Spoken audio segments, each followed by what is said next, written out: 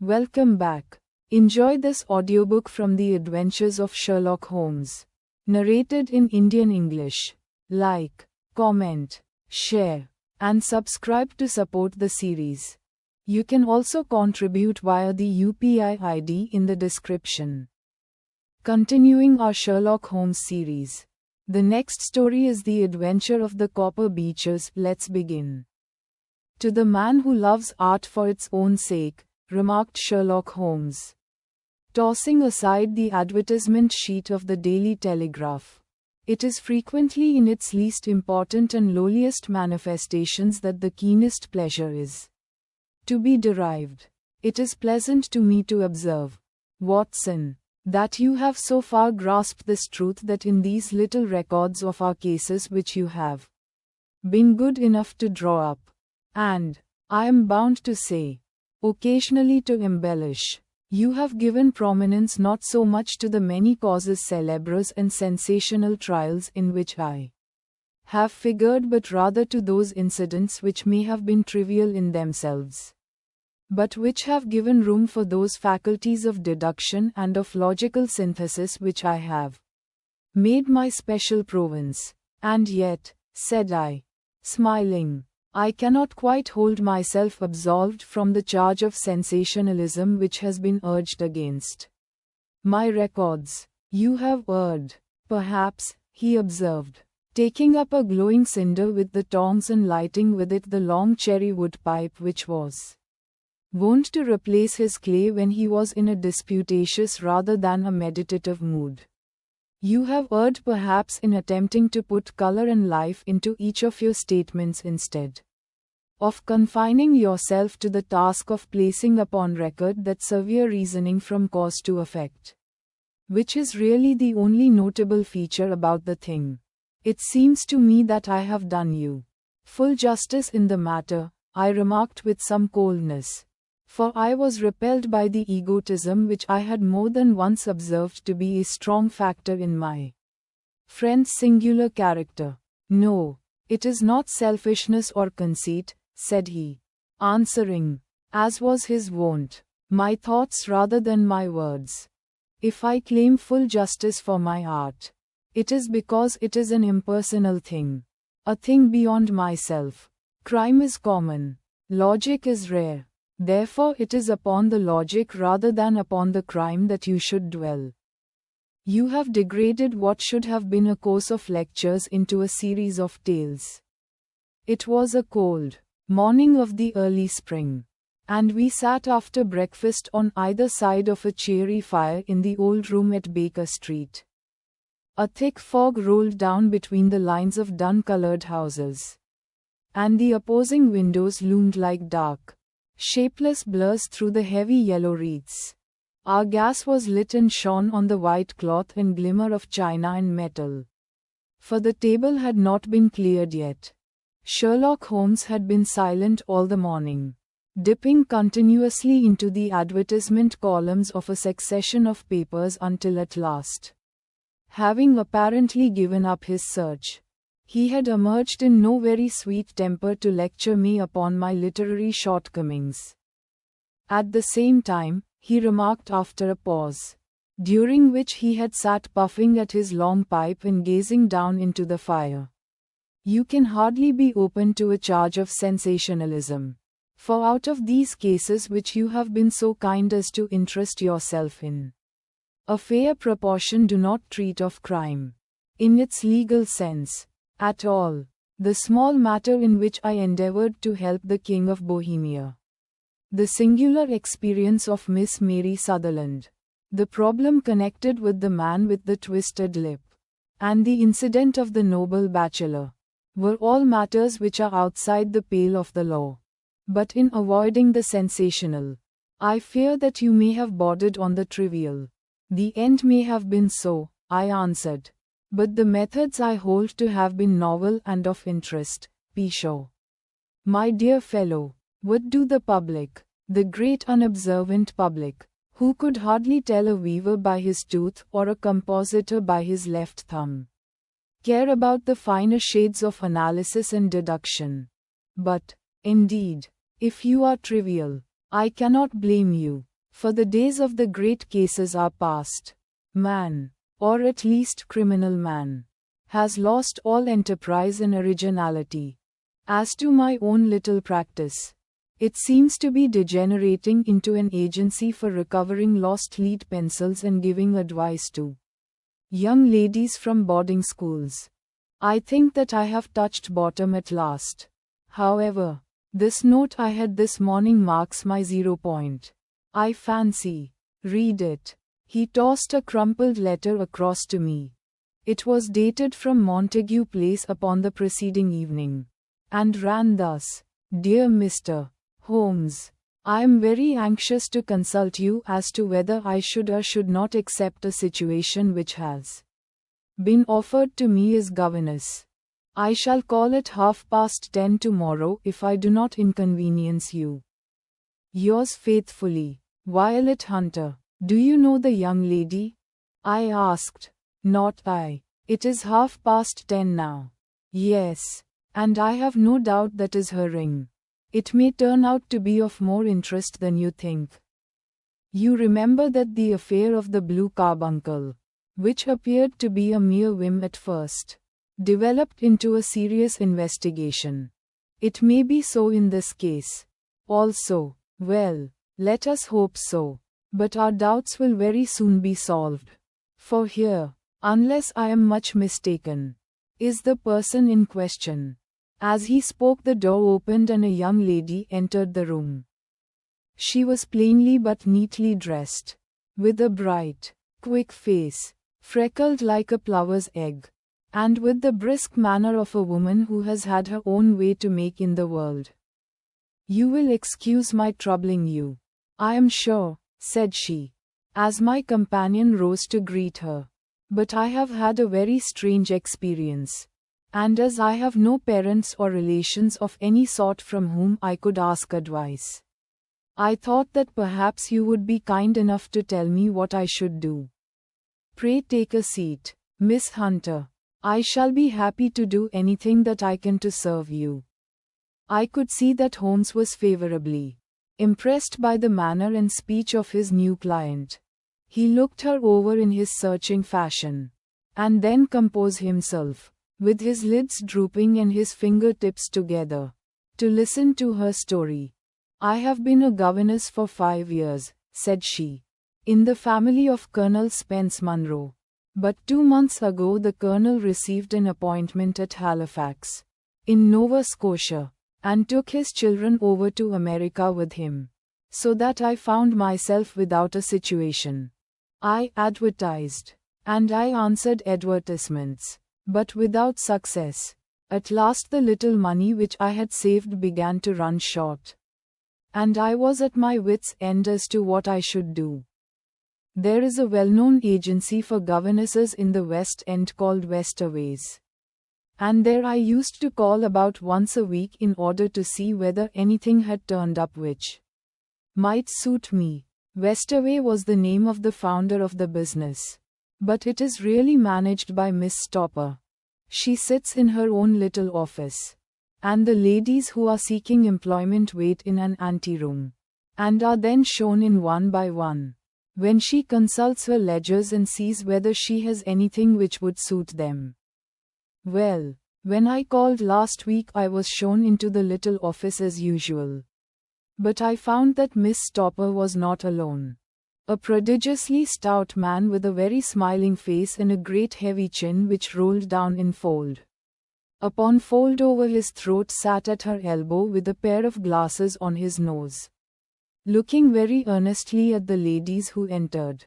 As I came in he gave quite a jump in his chair and turned quickly to Miss Stopper. That will do, said he. I could not ask for anything better. Capital, capital. He seemed quite enthusiastic and rubbed his hands together in the most genial fashion. He was such a comfortable-looking man that it was quite a pleasure to look at him. You are looking for a situation, miss? He asked. Yes, sir. As governess? Yes, sir. And what salary do you ask? I had £4 a month in my last place with Colonel Spence Munro. Oh, Tut, tut, sweating, rank sweating, he cried, throwing his fat hands out into the air like a man who is in a boiling passion. How could anyone offer so pitiful a sum to a lady with such attractions and accomplishments? My accomplishments, sir, may be less than you imagine, said I. A little French, a little German, music, and drawing. Tut, tut, he cried. This is all quite beside the question. The point is, have you or have you not the bearing and deportment of a lady? There it is in a nutshell. If you have not, you are not fitted for the rearing of a child who may someday play a considerable part in the history of the country. But if you have, why, then, how could any gentleman ask you to condescend to accept anything under the 3 figures? Your salary with me, madam, would commence at £100 a year. You may imagine, Mr. Holmes, that to me, destitute as I was, such an offer seemed almost too good to be true. The gentleman, however, seeing perhaps the look of incredulity upon my face, opened a pocket-book and took out a note. It is also my custom, said he, smiling in the most pleasant fashion until his eyes were just 2 little shining slits amid the white creases of his face, to advance to my young ladies half their salary beforehand, so that they may meet any little expenses of their journey in their wardrobe. It seemed to me that I had never met so fascinating and so thoughtful a man. As I was already in debt to my tradesman, the advance was a great convenience, and yet there was something unnatural about the whole transaction which made me wish to know a little more before I quite committed myself. May I ask where you live, sir? Said I. Hampshire. Charming rural place.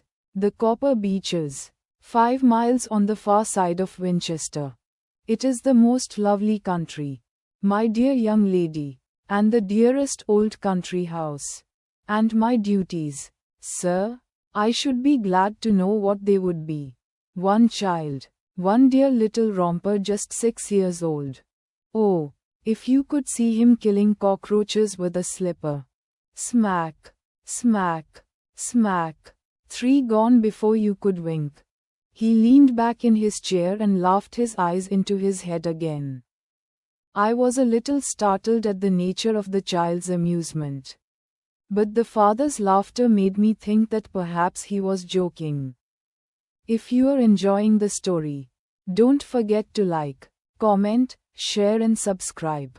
My sole duties, then, I asked, are to take charge of a single child? Number. No, not the soul, not the soul. My dear young lady, he cried. Your duty would be, as I am sure your good sense would suggest, to obey any little commands my wife might give, provided always that they were such commands as a lady might with propriety obey. You see no difficulty here. I should be happy to make myself useful. Quite so. In dress now, for example, we are fuddy people, you know, fuddy but kind-hearted. If you were asked to wear any dress which we might give you, you would not object to our little whim. Here?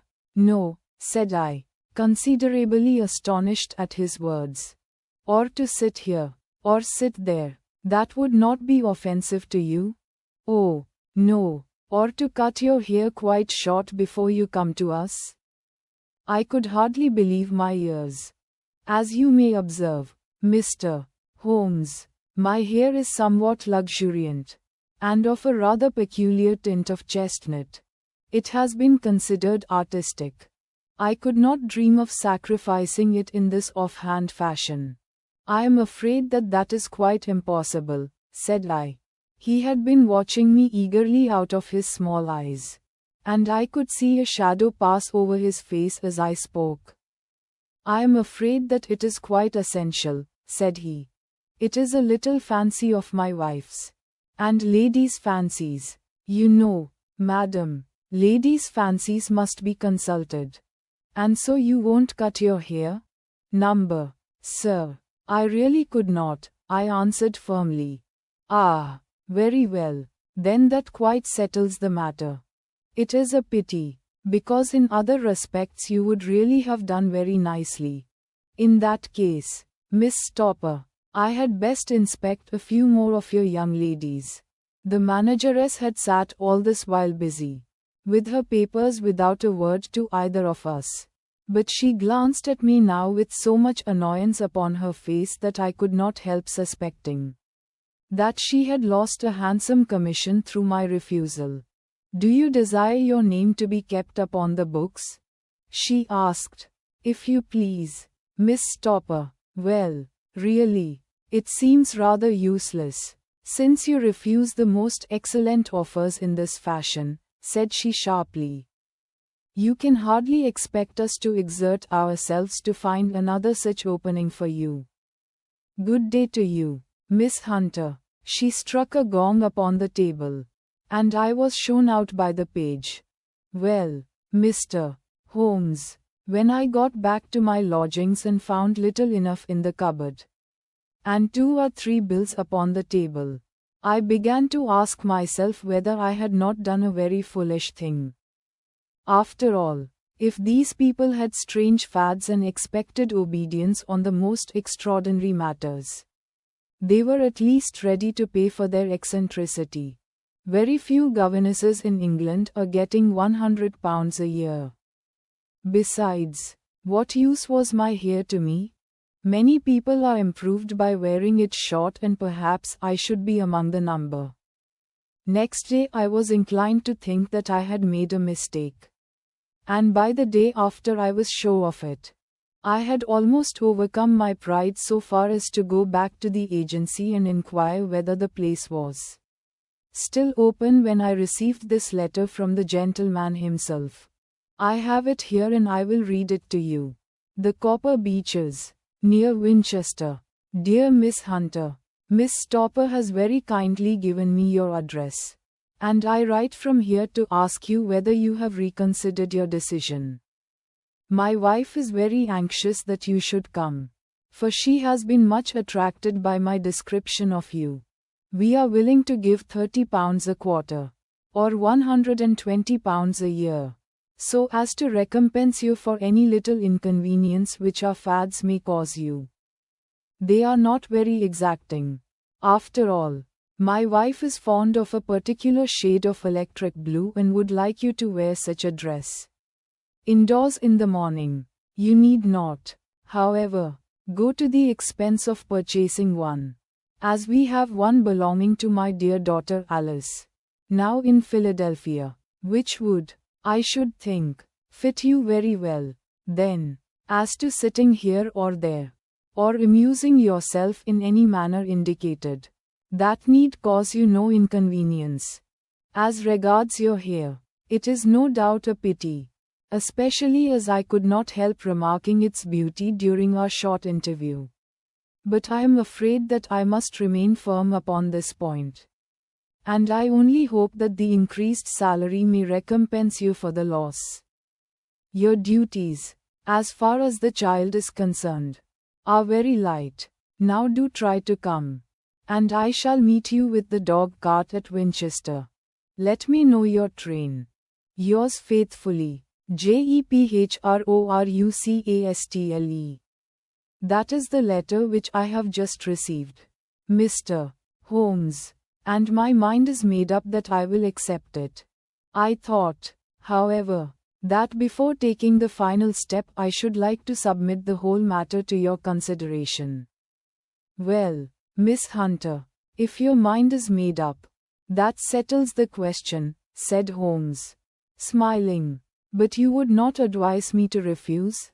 I confess that it is not the situation which I should like to see a sister of mine apply for. What is the meaning of it all, Mr. Holmes? Ah, I have no data. I cannot tell. Perhaps you have yourself formed some opinion? Well, there seems to me to be only one possible solution. Mr. Rucastle seemed to be a very kind, good-natured man. Is it not possible that his wife is a lunatic? That he desires to keep the matter quiet for fear she should be taken to an asylum? And that he humors her fancies in every way in order to prevent an outbreak? That is a possible solution. In fact, as matters stand, it is the most probable one. But in any case, it does not seem to be a nice household for a young lady. But the money, Mr. Holmes, the money, well, yes, of course the pay is good. Too good. That is what makes me uneasy. Why should they give you £120 a year, when they could have their pick for £40? There must be some strong reason behind. I thought that if I told you the circumstances you would understand afterwards if I wanted your help. I should feel so much stronger if I felt that you were at the back of me. Oh, you may carry that feeling away with you. I assure you that your little problem promises to be the most interesting which has come my way for some months. There is something distinctly novel about some of the features. If you should find yourself in doubt or in danger. Danger? What danger do you foresee? Holmes shook his head gravely. It would cease to be a danger if we could define it, said he. But at any time, day or night, a telegram would bring me down to your help. That is enough. She rose briskly from her chair, with the anxiety all swept from her face. I shall go down to Hampshire quite easy in my mind now. I shall write to Mr.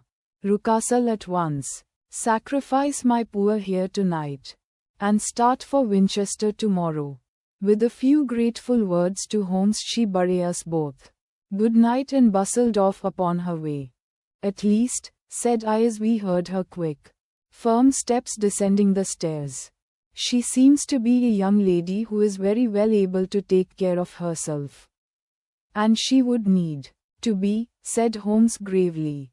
I am much mistaken if we do not hear from her before many days are past. It was not very long before my friend's prediction was fulfilled.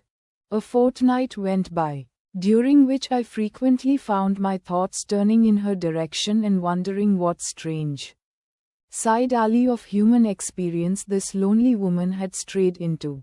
The unusual salary, the curious conditions, the light duties, all pointed to something abnormal. Though whether a fad or a plot, or whether the man were a philanthropist or a villain, it was quite beyond my powers to determine.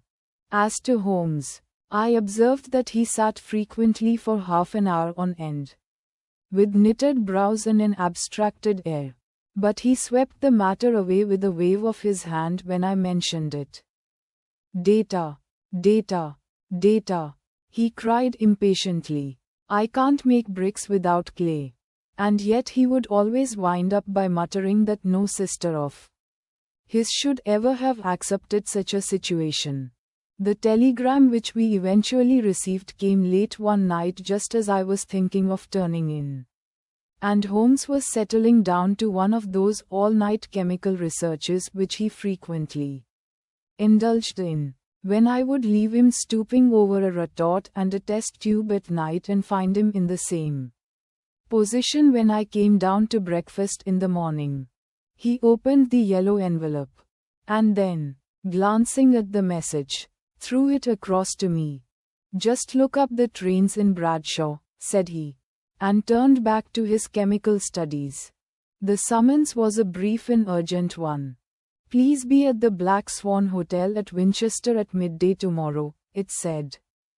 Do come. I am at my wits' end.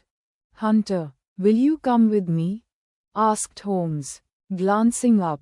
I should wish to. Just look it up. Then, there is a train at 9:30, said I, glancing over my Bradshaw. It is due at Winchester at 11:30. That will do very nicely. Then perhaps I had better postpone my analysis of the acetones, as we may need to be at our best in the morning. By 11 o'clock the next day we were well upon our way to the Old English capital. Holmes had been buried in the morning papers all the way down. But after we had passed the Hampshire border, he threw them down and began to admire the scenery. It was an ideal spring day. A light blue sky, flecked with little fleecy white clouds drifting across from west to east. The sun was shining very brightly, and yet there was an exhilarating nip in the air, which set an edge to a man's energy. All over the countryside, away to the rolling hills around Aldershot, the little red and grey roofs of the farmsteadings peeped out from amid the light green of the new foliage. Are they not fresh and beautiful? I cried with all the enthusiasm of a man fresh from the fogs of Baker Street. But Holmes shook his head gravely. Do you know, Watson, said he, that it is one of the curses of a mind with a turn like mine that I must look at everything with reference to my own special subject. You look at these scattered houses, and you are impressed by their beauty. I look at them, and the only thought which comes to me is a feeling of their isolation and of the impunity with which crime may be committed there. Good heavens! I cried. Who would associate crime with these dear old homesteads? They always fill me with a certain horror. It is my belief, Watson, founded upon my experience, that the lowest and vilest alleys in London do not present a more dreadful record of sin than does the smiling and beautiful countryside. You horrify me, but the reason is very obvious. The pressure of public opinion can do in the town what the law cannot accomplish.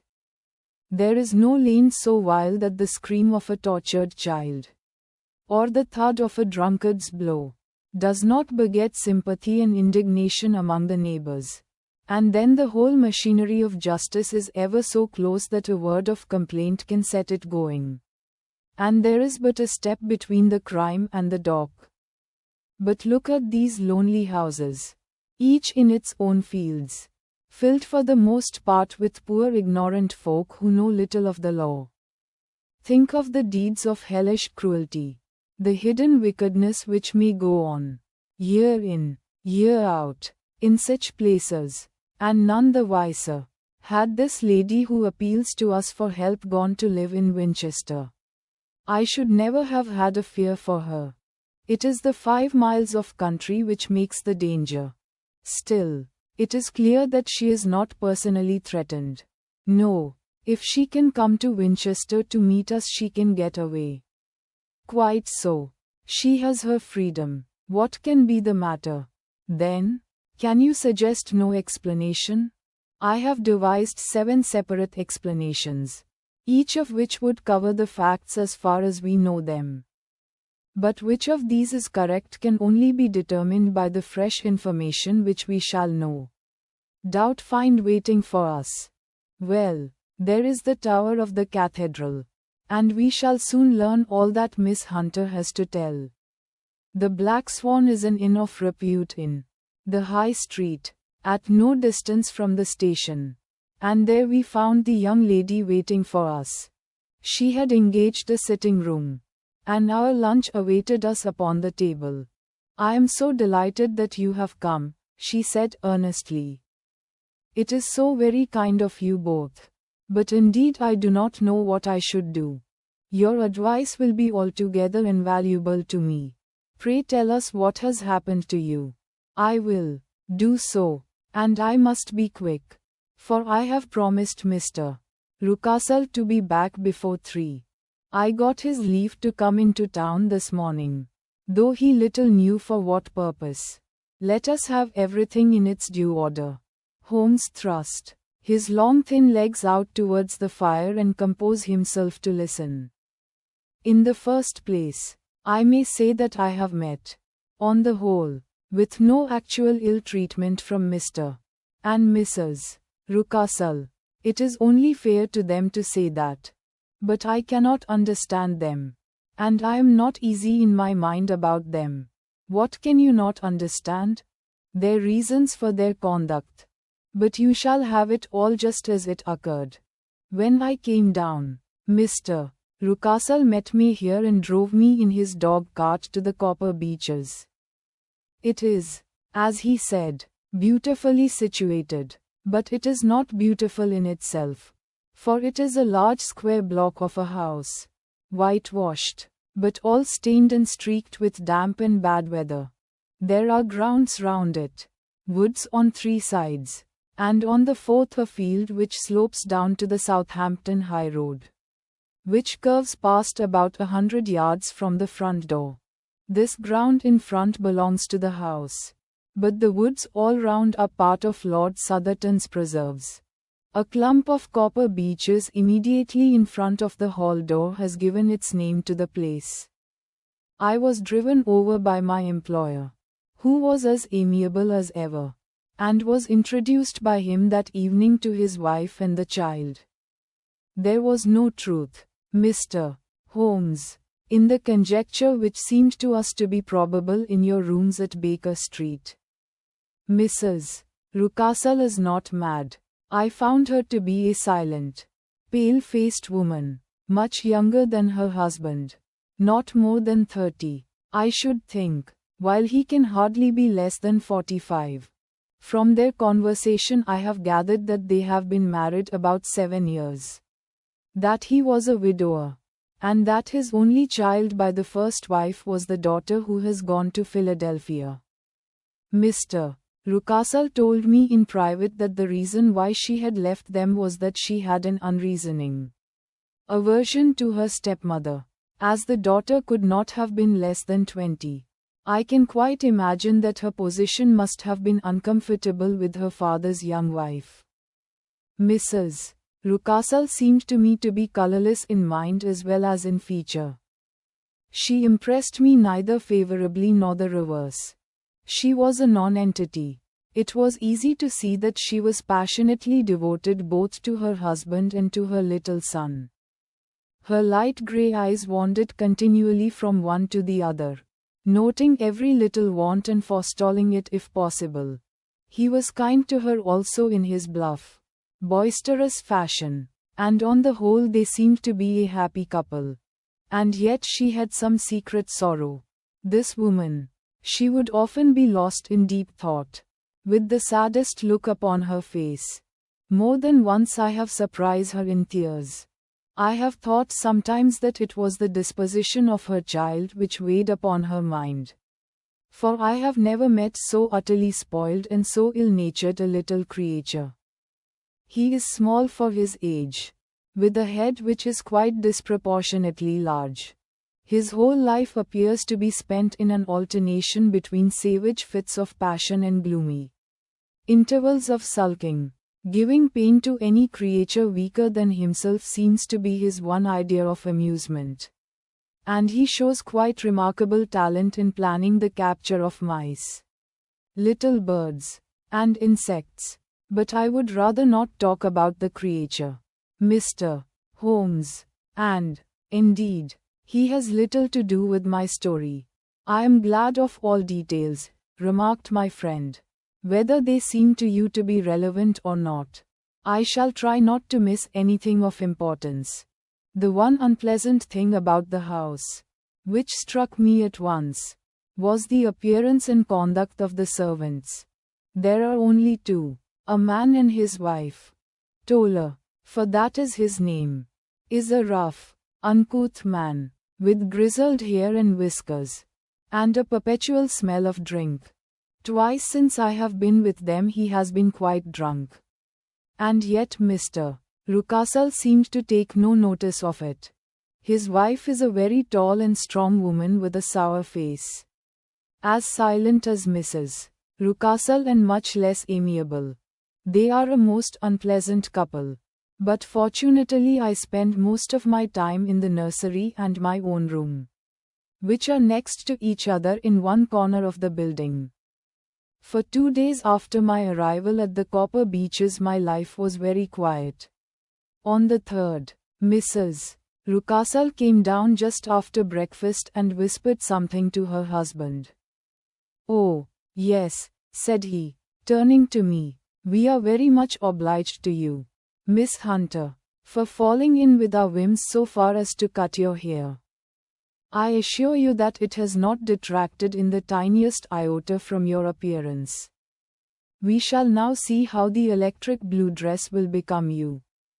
You will find it laid out upon the bed in your room. And if you would be so good as to put it on, we should both be extremely obliged. The dress which I found waiting for me was of a peculiar shade of blue.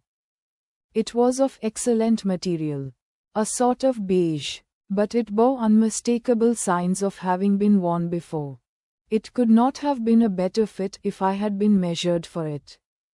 Both Mr. and Mrs. Rucastle expressed a delight at the look of it, which seemed quite exaggerated in its vehemence. They were waiting for me in the drawing room, which is a very large room, stretching along the entire front of the house, with 3 long windows reaching down to the floor. A chair had been placed close to the central window, with its back turned towards it. In this I was asked to sit, and then Mr. Rucastle, walking up and down on the other side of the room, began to tell me a series of the funniest stories that I have ever listened to. You cannot imagine how comical he was, and I laughed until I was quite weary. Mrs. Rucastle, however, who has evidently no sense of humor, never so much as smiled, but sat with her hands in her lap, and a sad, anxious look upon her face. After an hour or so, Mr. Rucastle suddenly remarked that it was time to commence the duties of the day, and that I might change my dress and go to little Edward in the nursery. 2 days later this same performance was gone through under exactly similar circumstances. Again I changed my dress. Again I sat in the window. And again I laughed very heartily at the funny stories of which my employer had an immense repertoire, and which he told inimitably. Then he handed me a yellow-backed novel, and moving my chair a little sideways, that my own shadow might not fall upon the page, he begged me to read aloud to him. I read for about 10 minutes, beginning in the heart of a chapter, and then suddenly, in the middle of a sentence, he ordered me to cease and to change my dress. You can easily imagine, Mr. Holmes, how curious I became as to what the meaning of this extraordinary performance could possibly be. They were always very careful, I observed, to turn my face away from the window, so that I became consumed with the desire to see what was going on behind my back. At first it seemed to be impossible, but I soon devised a means. My hand mirror had been broken, so a happy thought seized me, and I concealed a piece of the glass in my handkerchief. On the next occasion, in the midst of my laughter, I put my handkerchief up to my eyes, and was able with a little management to see all that there was behind me. I confess that I was disappointed. There was nothing, at least that was my first impression. At the second glance, however, I perceived that there was a man standing in the Southampton Road. A small bearded man in a grey suit, who seemed to be looking in my direction. The road is an important highway, and there are usually people there. This man, however, was leaning against the railings which bordered our field and was looking earnestly up. I lowered my handkerchief and glanced at Mrs. Rucastle to find her eyes fixed upon me with a most searching gaze. She said nothing, but I am convinced that she had divined that I had a mirror in my hand and had seen what was behind me. She rose at once. "Jeffrew," said she, "there is an impertinent fellow upon the road there who stares up at Miss Hunter." "No friend of yours, Miss Hunter?" he asked. "Number, I know no one in these parts." "Dear me, how very impertinent. Kindly turn round and motion to him to go away. Surely it would be better to take no notice." "Number, no, we should have him loitering here always. Kindly turn round and wave him away like that." I did as I was told. And at the same instant Mrs. Rucastle drew down the blind. That was a week ago.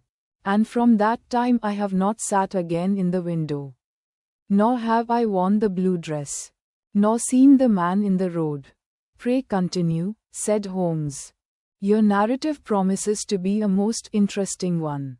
You will find it rather disconnected, I fear, and there may prove to be little relation between the different incidents of which I speak. On the very first day that I was at the Copper Beeches, Mr. Rucastle took me to a small outhouse which stands near the kitchen door. As we approached it, I heard the sharp rattling of a chain. And the sound is of a large animal moving about. "Look in here," said Mr. Rucastle, showing me a slit between two planks. "Is he not a beauty?" I looked through and was conscious of two glowing eyes. And of a vague figure huddled up in the darkness. "Don't be frightened," said my employer, laughing at the start which I had given. "It's only Carlo, my mastiff. I call him mine, but really old Toller, my groom, is the only man who can do anything with him. We feed him once a day, and not too much then, so that he is always as keen as mustard. Toller lets him loose every night. And God help the trespasser whom he lays his fangs upon. For goodness sake, don't you ever on any pretext set your foot over the threshold at night. For it's as much as your life is worth." The warning was no idle one. For 2 nights later I happened to look out of my bedroom window about 2 o'clock in the morning. It was a beautiful moonlight night. And the lawn in front of the house was silvered over and almost as bright as day. I was standing, wrapped in the peaceful beauty of the scene, when I was aware that something was moving under the shadow of the Copper Beeches. As it emerged into the moonshine, I saw what it was. It was a giant dog, as large as a calf, tawny tinted, with hanging jowl, black muzzle, and huge projecting bones. It walked slowly across the lawn and vanished into the shadow upon the other side. That dreadful sentinel sent a chill to my heart which I do not think that any burglar could have done. And now I have a very strange experience to tell you. I had, as you know, cut off my hair in London, and I had placed it in a great coil at the bottom of my trunk. One evening, after the child was in bed, I began to amuse myself by examining the furniture of my room and by rearranging my own little things. There was an old chest of drawers in the room, the 2 upper ones empty and open, the lower one locked. I had filled the first 2 with my linen, and as I had still much to pack away, I was naturally annoyed at not having the use of the 3rd drawer. It struck me that it might have been fastened by a mere oversight. So I took out my bunch of keys and tried to open it. The very first key fitted to perfection, and I drew the drawer open. There was only one thing in it, but I am sure that you would never guess what it was. It was my coil of hair. I took it up and examined it. It was of the same peculiar tint, and the same thickness. But then the impossibility of the thing obtruded itself upon me. How could my hair have been locked in the drawer? With trembling hands I undid my trunk, turned out the contents, and drew from the bottom my own hair. I laid the 2 tresses together, and I assure you that they were identical. Was it not extraordinary? Puzzle as I would, I could make nothing at all of what it meant. I returned the strange hair to the drawer, and I said nothing of the matter to the Rucastles, as I felt that I had put myself in the wrong by opening a drawer which they had locked. I am naturally observant, as you may have remarked, Mr. Holmes, and I soon had a pretty good plan of the whole house in my head. There was one wing, however, which appeared not to be inhabited at all. A door which faced that which led into the quarters of the tollers opened into this suite. But it was invariably locked. One day, however, as I ascended the stair, I met Mr. Rucastle coming out through this door, his keys in his hand, and a look on his face which made him a very different person to the round, jovial man to whom I was accustomed. His cheeks were red, his brow was all crinkled with anger, and the veins stood out at his temples with passion. He locked the door and hurried past me without a word or a look. This aroused my curiosity, so when I went out for a walk in the grounds with my charge, I strolled round to the side from which I could see the windows of this part of the house. There were 4 of them in a row, 3 of which were simply dirty, while the 4th was shuttered up. They were evidently all deserted. As I strolled up and down, glancing at them occasionally, Mr. Rucastle came out to me, looking as merry and jovial as ever. "Ah," said he, "you must not think me rude if I passed you without a word. My dear young lady, I was preoccupied with business matters." I assured him that I was not offended.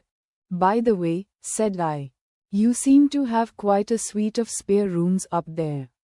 And one of them has the shutters up." He looked surprised and, as it seemed to me, a little startled at my remark. "Photography is one of my hobbies," said he. "I have made my dark room up there. But, dear me, what an observant young lady we have come upon. Who would have believed it? Who would have ever believed it?" He spoke in a jesting tone, but there was no jest in his eyes as he looked at me. I read suspicion there and annoyance, but no jest. Well, Mr. Holmes, from the moment that I understood that there was something about that suite of rooms which I was not to know, I was all on fire to go over them. It was not mere curiosity, though I have my share of that. It was more a feeling of duty, a feeling that some good might come from my penetrating to this place. They talk of woman's instinct. Perhaps it was woman's instinct which gave me that feeling. At any rate, it was there, and I was keenly on the lookout for any chance to pass the forbidden door. It was only yesterday that the chance came. I may tell you that, besides Mr. Rucastle, both Toller and his wife find something to do in these deserted rooms. And I once saw him carrying a large black linen bag with him through the door. Recently he has been drinking hard, and yesterday evening he was very drunk.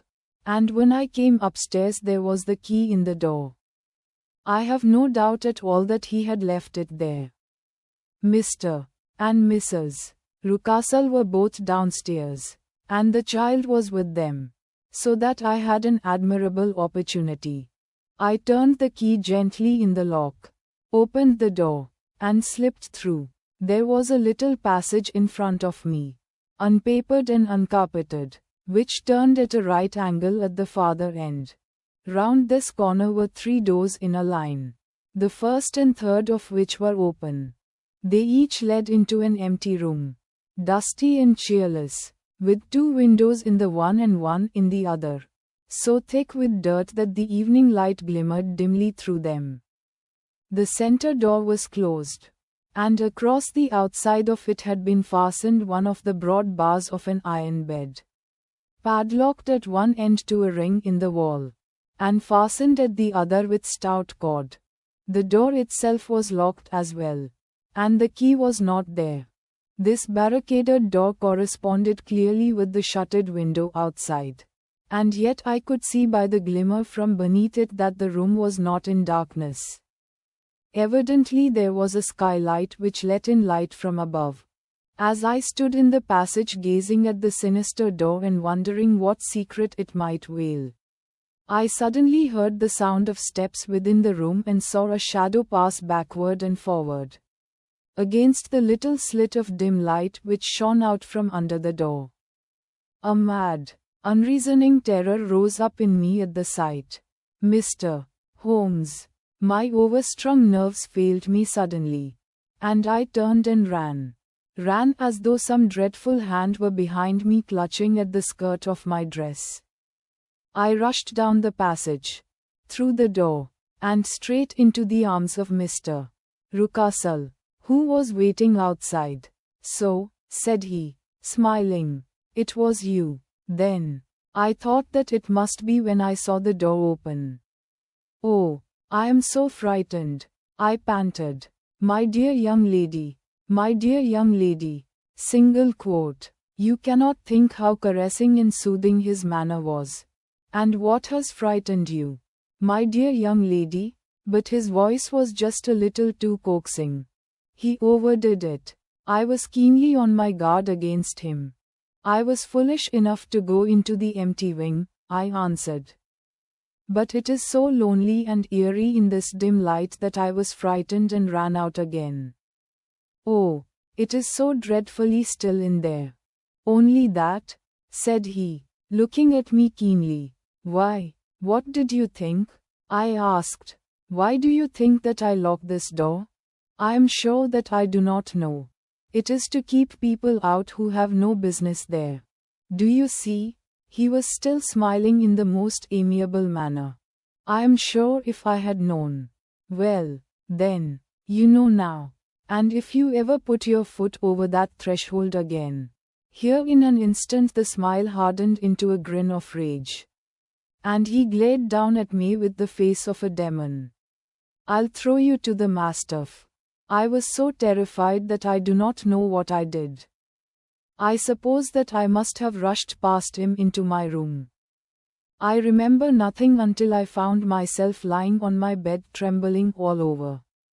Then I thought of you, Mr. Holmes. I could not live there longer without some advice. I was frightened of the house, of the man, of the woman, of the servants, even of the child. They were all horrible to me. If I could only bring you down, all would be well. Of course, I might have fled from the house. But my curiosity was almost as strong as my fears. My mind was soon made up. I would send you a wire. I put on my hat and cloak, went down to the office, which is about half a mile from the house, and then returned, feeling very much easier. A horrible doubt came into my mind as I approached the door lest the dog might be loose. But I remembered that Toller had drunk himself into a state of insensibility that evening.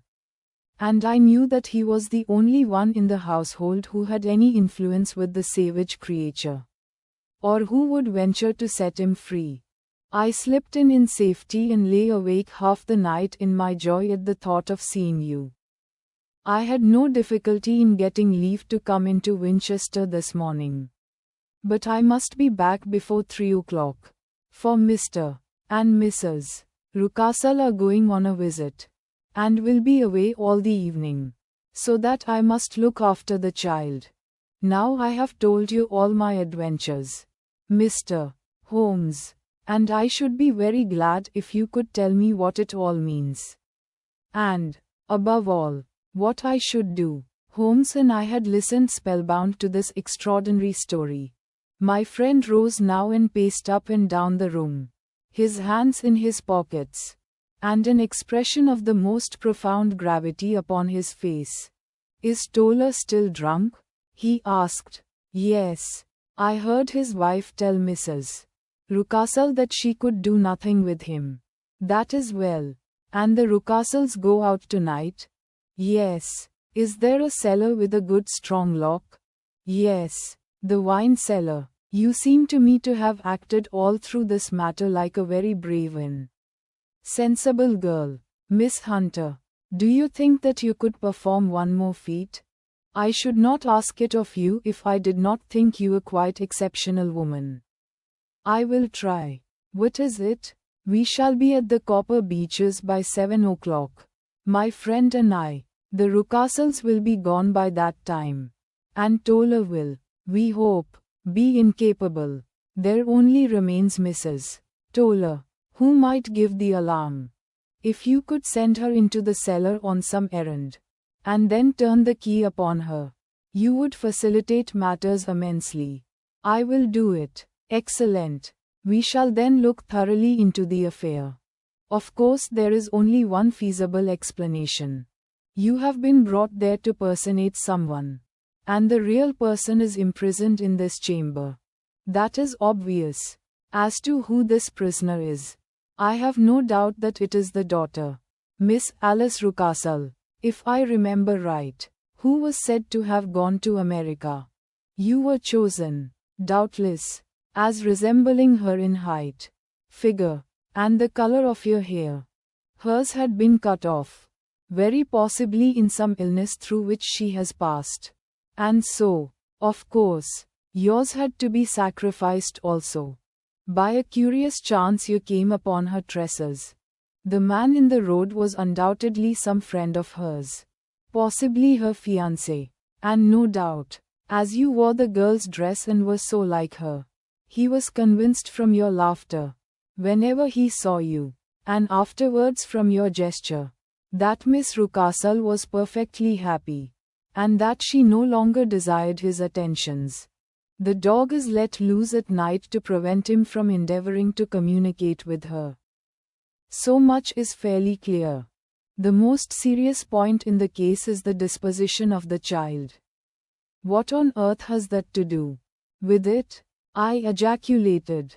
My dear Watson, you as a medical man are continually gaining light as to the tendencies of a child by the study of the parents. Don't you see that the converse is equally valid? I have frequently gained my first real insight into the character of parents by studying their children. This child's disposition is abnormally cruel, merely for cruelty's sake, and whether he derives this from his smiling father, as I should suspect, or from his mother, it bodes evil for the poor girl who is in their power. I am sure that you are right, Mr. Holmes, cried our client. 1,000 things come back to me which make me certain that you have hit it. Oh, let us lose not an instant in bringing help to this poor creature. We must be circumspect, for we are dealing with a very cunning man. We can do nothing until 7 o'clock. At that hour we shall be with you. And it will not be long before we solve the mystery. We were as good as our word. For it was just 7 when we reached the Copper Beeches, having put up our trap at a wayside public house. The group of trees, with their dark leaves shining like burnished metal in the light of the setting sun, were sufficient to mark the house even had Miss Hunter not been standing smiling on the doorstep. "Have you managed it?" asked Holmes. A loud thudding noise came from somewhere downstairs. "That is Mrs. Toller in the cellar," said she. "Her husband lies snoring on the kitchen rug. Here are his keys, which are the duplicates of Mr. Rucastle's. You have done well indeed," cried Holmes with enthusiasm. "Now lead the way, and we shall soon see the end of this black business." We passed up the stair, unlocked the door, followed on down a passage, and found ourselves in front of the barricade which Miss Hunter had described. Holmes cut the cord and removed the transverse bar. Then he tried the various keys in the lock, but without success. No sound came from within, and at the silence Holmes' face clouded over. "I trust that we are not too late," said he. "I think, Miss Hunter, that we had better go in without you. Now, Watson, put your shoulder to it, and we shall see whether we cannot make our way in." It was an old rickety door and gave at once. Before our united strength, together we rushed into the room. It was empty. There was no furniture save a little pallet bed, a small table, and a basket full of linen. The skylight above was open, and the prisoner gone. "There has been some villainy here," said Holmes. "This beauty has guessed Miss Hunter's intentions and has carried his victim off." "But how?" "Through the skylight. We shall soon see how he managed it. He swung himself up onto the roof." "Ah, yes," he cried. Here's the end of a long light ladder against the eaves. That is how he did it. But it is impossible, said Miss Hunter. The ladder was not there when the Rucastles went away. He has come back and done it. I tell you that he is a clever and dangerous man. I should not be very much surprised if this were he whose step I hear now upon the stair. I think, Watson, that it would be as well for you to have your pistol ready. The words were hardly out of his mouth before a man appeared at the door of the room. A very fat and burly man, with a heavy stick in his hand. Miss Hunter screamed and shrunk against the wall at the sight of him. But Sherlock Holmes sprang forward and confronted him. You villain, said he. Where's your daughter? The fat man cast his eyes round, and then up at the open skylight. It is for me to ask you that, he shrieked. You thieves! Spies and thieves! I have caught you, have I? You are in my power. I'll serve you. He turned and clattered down the stairs as hard as he could go. He's gone for the dog, cried Miss Hunter. I have my revolver, said I. Better close the front door, cried Holmes. And we all rushed down the stairs together. We had hardly reached the hall when we heard the baying of a hound. And then a scream of agony, with a horrible worrying sound which it was dreadful to listen to. An elderly man with a red face and shaking limbs came staggering out at a side door. My God, he cried. Someone has loosed the dog. It's not been fed for 2 days. Quick, quick, or it'll be too late. Holmes and I rushed out and round the angle of the house, with Toller hurrying behind us. There was the huge famished brute, its black muzzle buried in Rucastle's throat, while he writhed and screamed upon the ground. Running up, I blew its brains out, and it fell over with its keen white teeth still meeting in the great creases of his neck. With much labor we separated them and carried him, living but horribly mangled, into the house. We laid him upon the drawing-room sofa, and having dispatched the sobered Toller to bear the news to his wife, I did what I could to relieve his pain. We were all assembled round him when the door opened, and a tall, gaunt woman entered the room. Mrs. Toller, cried Miss Hunter. Yes, Miss. Mr. Rucastle let me out when he came back before he went up to you. Ah, miss, it is a pity you didn't let me know what you were planning. For I would have told you that your pains were wasted. Ha, said Holmes, looking keenly at her. It is clear that Mrs. Toller knows more about this matter than anyone else. Yes, sir, I do, and I am ready enough to tell what I know. Then, pray, sit down, and let us hear it, for there are several points on which I must confess that I am still in the dark. I will soon make it clear to you, said she. And I'd have done so before now if I could got out from the cellar. If there's police court business over this, you'll remember that I was the one that stood your friend. And that I was Miss Alice's friend too. She was never happy at home. Miss Alice wasn't, from the time that her father married again. She was slighted like and had no say in anything. But it never really became bad for her until after she met Mr. Fowler at a friend's house. As well as I could learn, Miss Alice had rights of her own by will. But she was so quiet and patient.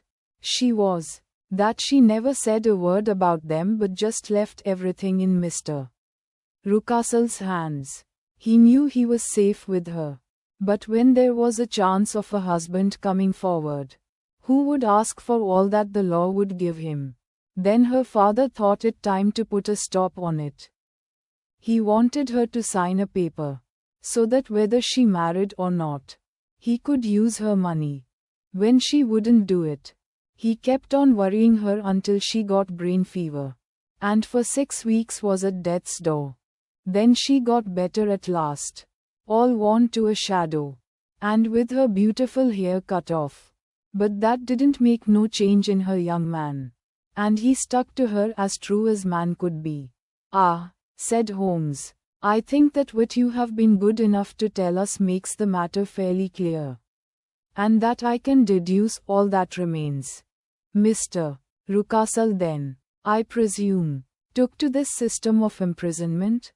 "Yes, sir, and brought Miss Hunter down from London in order to get rid of the disagreeable persistence of Mr. Fowler. That was it, sir. But Mr. Fowler, being a persevering man, as a good seaman should be, blockaded the house, and having met you succeeded by certain arguments, metallic or otherwise, in convincing you that your interests were the same as his.